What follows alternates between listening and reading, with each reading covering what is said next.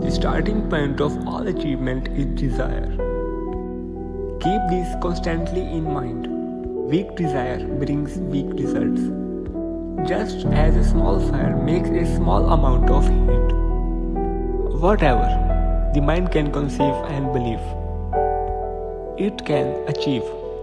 When defeat comes, accept it as a signal that your plans are not sound. Rebuild those plans and set sail once more toward your coveted goals. You are the master of your destiny. You can influence, direct and control your own environment. You can make your life what you want it to be.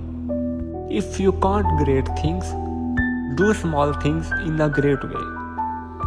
Do not wait. The time will never be just right. Start where you stand and work whatever tools you may have at your command, and better tools will be found as you go along. Before success comes, any man's life is sure to meet with much temporary defeat and perhaps some failure. When defeat overtakes a man, the easiest and most logical thing to do is to quit. That is exactly what the majority of men do. More than 500 of the most successful men this country has ever known told the author their greatest success came just one step beyond the point at which defeat had overtaken them. Set your mind on a definite goal and observe how quickly the world stands aside to let you pass. When your desires are stronger enough, you will appear to possess superhuman powers to achieve. Every failure, every heart attack carries with it the seed of an equal or greater benefit.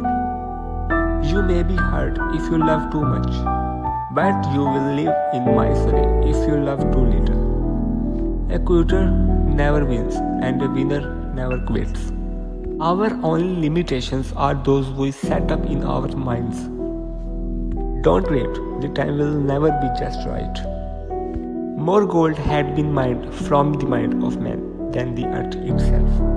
A goal is a dream with a deadline. We refuse to believe that which we don't understand. If you don't conquer self, you will be conquered by self. If you are not learning while you are earning, you are cheating yourself out of the better portion of your compensation. Most so-called failures are only temporary defeats. Every man is what he is because of the dominating thoughts which he permits to occupy his mind. Both success and failure are largely the results of habit.